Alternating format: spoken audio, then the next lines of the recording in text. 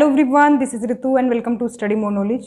तो सीटेट के previous year questions हम डिस्कस कर रहे हैं और ये जो सीरीज़ हमारी चल रही है सोशल साइंस के प्रीवियस ईयर क्वेश्चंस की सीरीज़ है। इन वीडियोस में हम डिस्कस कर रहे हैं दिसंबर 2022 और जनवरी 2023 के प्रीवियस ईयर क्वेश्चंस जो कि ऑनलाइन एग्जाम्स में आपके पूछे गए हैं। अगर आप इन क्वेश्चंस की प्रैक्टिस करते हैं तो डेफिनेटली बेहतर स्कोर आप कर पाएंगे आने वाले सीटेट के एग्ज़ाम्स में। तो ये क्वेश्चंस हम डिस्कस कर रहे हैं विद एक्सप्लेनेशन, तो बेहतर अंडरस्टैंडिंग आपके अंदर डेवलप करेंगे। तो चलिए शुरू करते हैं हमारी आज की class. You can also follow me social media, Facebook page, Insta ID and Telegram channel, link आपको डिस्क्रिप्शन में भी मिल जाएगा। क्वेश्चन है, उष्णकटिबंधीय रेगिस्तान पाए जाते हैं। ट्रॉपिकल डेजर्ट्स की यहाँ पर बात हो रही है, कहाँ पर ये पाए जाते हैं? तो सही ऑप्शन यहाँ पर हो जाएगा फर्स्ट, महाद्वीपों के पश्चिमी किनारों पर ये पाए जाते हैं।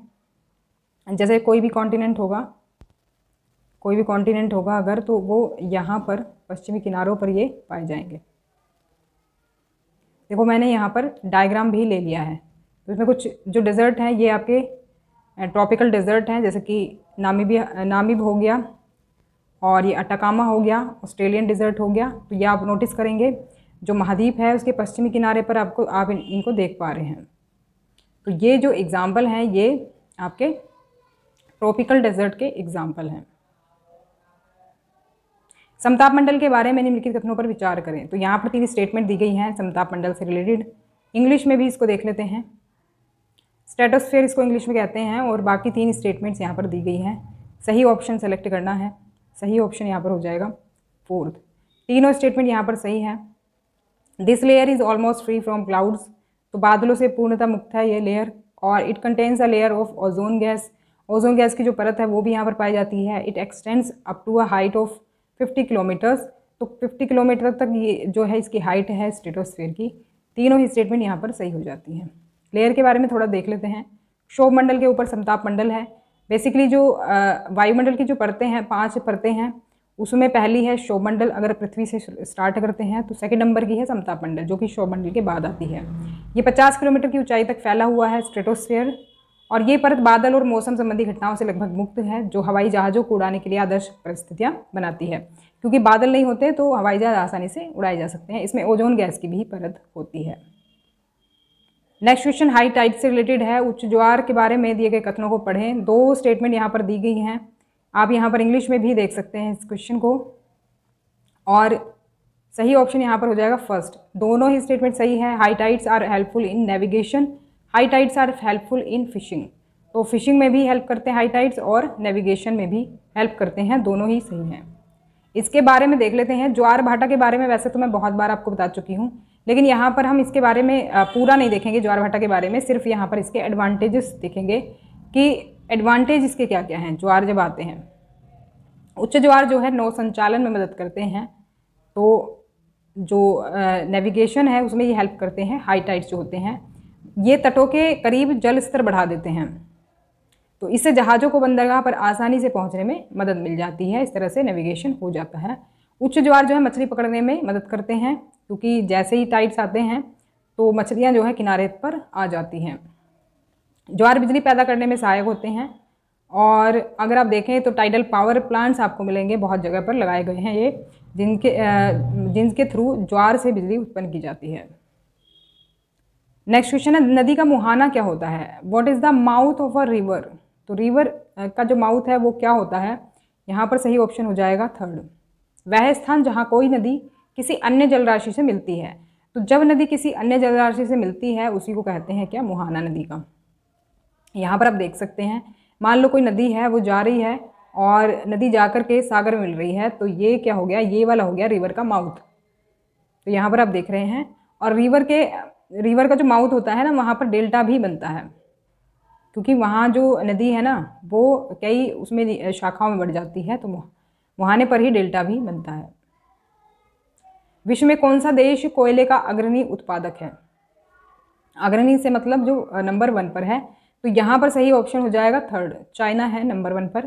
तो इसके बारे में थोड़ा देख लेते हैं। कोयले के बारे में, कोयला जो है कन्वेंशनल सोर्सेज के बारे मतलब के अंदर आता है, कैटेगरी में परंपरागत स्रोत के अंदर आता है, जिसको कि हम पहले से ही यूज़ करते आए हैं। तो कोयला जो है बहुतायत में पाया जाने वाला जीवाश्म ईंधन है, और इसका उपयोग घरेलू ईंधन उद्योग जैसे कि लोहा, इस्पात, वाष्प इंजन और विद्युत उत्पन्न करने में किया जाता है। बहुत सारे उद्योग हैं जो कि कोयले पर ही निर्भर हैं। कोयले से प्राप्त विद्युत को तापीय ऊर्जा कहा जाता है, थर्मल पावर कहा जाता है। थर्मल पावर प्लांट के बारे में आपने सुना होगा, लगे हुए हैं जगह जगह। कोयला जिसका हम आज उपयोग कर रहे हैं वह लाखों वर्ष पूर्व विशाल फर्न और दलदल के पृथ्वी की परतों में दबने से बना है। तो आज जो हम कोयला यूज़ कर रहे हैं ना, वो ऐसा नहीं है वो साथ के साथ बन करके हमें मिल रहा है, बल्कि वो जो कोयला है वो जो लाखों साल पहले बना हुआ है ये कोयला, मतलब लाखों साल पहले जो दब गए थे जीवाश्म, उनसे ये बना है। तो ये जो है कोयला इसलिए अंतर्हित धूप के रूप में भी जाना जाता है, बैरिड सनशाइन के रूप में भी ये जाना जाता है। प्रमुख उत्पादक देश हैं कौन कौन से? चाइना, जो कि हमने देखा फर्स्ट नंबर पर आता है, अग्रणी उत्पादक है। संयुक्त राज्य अमेरिका आते हैं, जर्मनी, रूस, दक्षिण अफ्रीका और फ्रांस। भारत की बात करें तो भारत में रानीगंज है जो कि पश्चिम बंगाल में पड़ता है, झरिया, धनबाद और बोकारो झारखंड में पड़ते हैं। नेक्स्ट क्वेश्चन है, विकास एवं उपयोगों के आधार पर संसाधनों को निम्नलिखित में वर्गीकृत किया जा सकता है। तो कौन कौन से टाइप में हम बांट सकते हैं विकास और उपयोगों के आधार पर? तो ये हो जाएगा ऑप्शन नंबर सेकेंड। ए और बी है यहाँ पर जो कि सही हो जाएंगे। वास्तविक संसाधन और संभावित संसाधन। वास्तविक को यहाँ पर रियल रिसोर्स कहा गया है, संभावित को कहा गया है पोटेंशियल। इनको देख लेते हैं कौन से होते हैं ये रिसोर्सेज।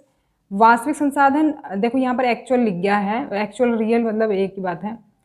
तो वास्तविक संसाधन वे हैं जिनका सर्वेक्षण किया जा चुका है, उनकी मात्रा और गुणवत्ता ज्ञात है और जिनका वर्तमान समय में उपयोग किया जा रहा है। तो क्योंकि हमने उपयोग के आधार पर देखा था ना, विकास और उपयोग के आधार पर, तो ये उपयोग में आ रहे हैं काम में ये वाले रिसोर्सेज।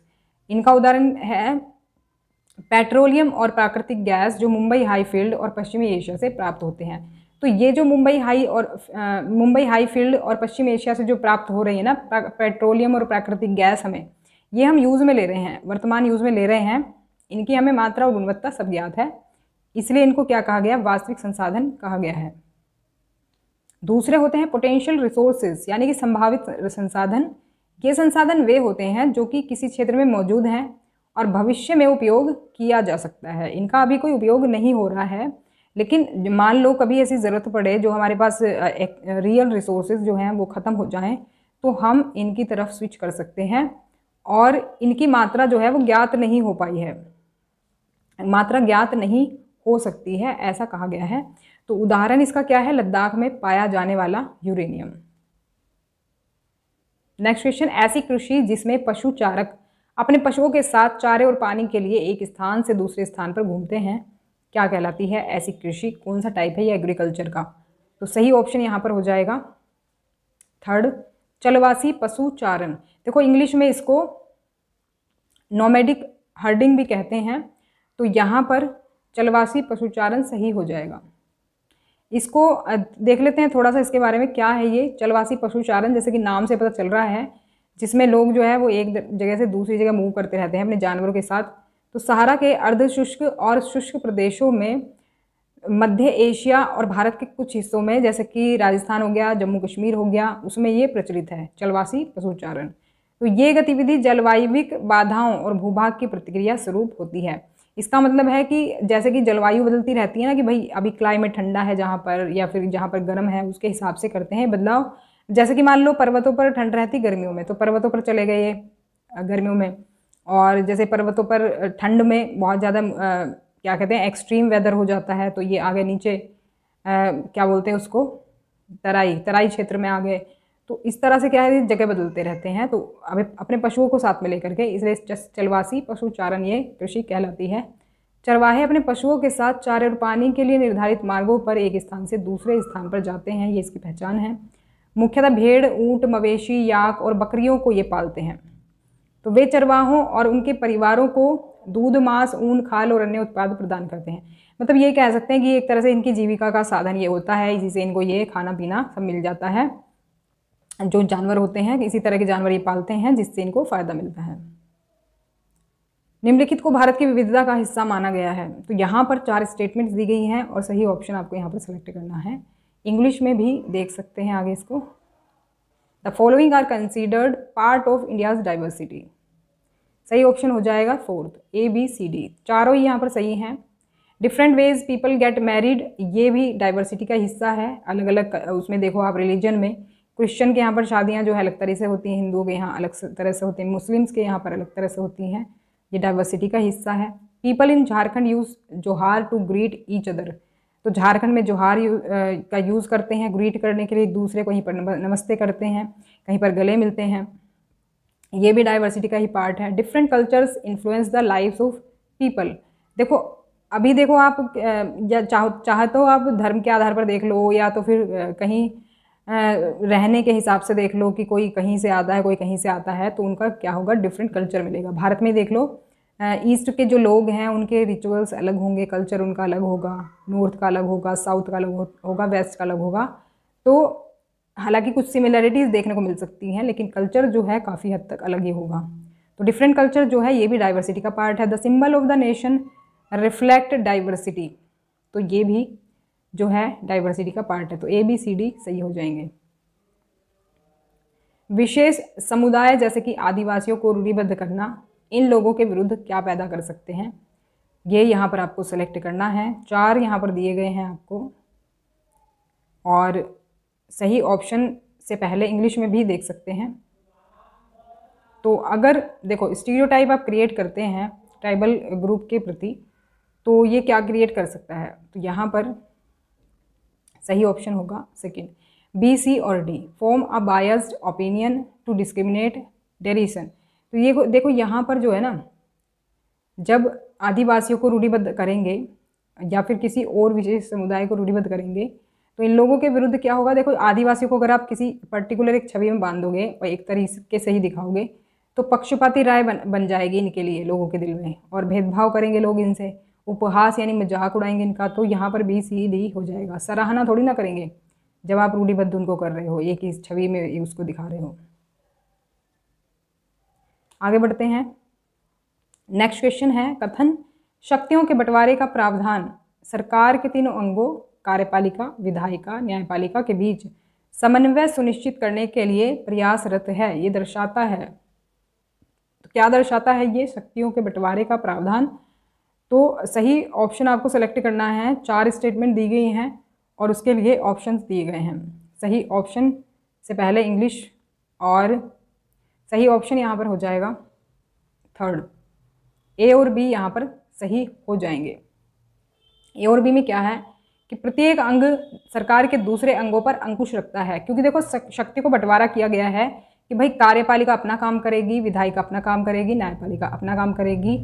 तो इससे क्या होगा, एक दूसरे के अंगों पर एक तरह से अंकुश लगा रहेगा, कोई क्योंकि किसी के काम में दखल नहीं देगा। तो ऐसे नहीं होगा कि भाई कोई जो है कार्यपालिका को कहेगा कि आप ये काम करो, तो इस तरह से नहीं होगा। तो मतलब कि एक तरह से जो नियम कानून सबके बनाए गए हैं वो उसको अपने फॉलो करेंगे। तीनों अंग अपने परिभाषित क्षेत्राधिकारों के तहत काम करते हैं। परिभाषित क्षेत्राधिकार से मतलब है कि जो इनको बताया गया है कि आपका क्या काम है। जैसे किसी का काम है कानून बनाने का, किसी का काम है कानून लागू करने का, किसी का काम उन कानूनों की रक्षा करने का। तो परिभाषा एक तरह से इनको बता दी गई है इनके काम की, और उसी क्षेत्राधिकार के तहत ये काम करते हैं। ए और बी सही हो जाएगा। तो ये थी हमारी आज की क्लास। वीडियो पसंद आई तो लाइक करें, शेयर करें ज़्यादा से ज़्यादा लोगों को, और सब्सक्राइब कर लें चैनल को, जो कि चैनल पर नए हैं, रेगुलर अपडेट्स एंड नोटिफिकेशन के लिए। तो मिलते हैं नेक्स्ट क्लास में, तब तक के लिए stay connected and keep watching study more knowledge. Thanks for watching.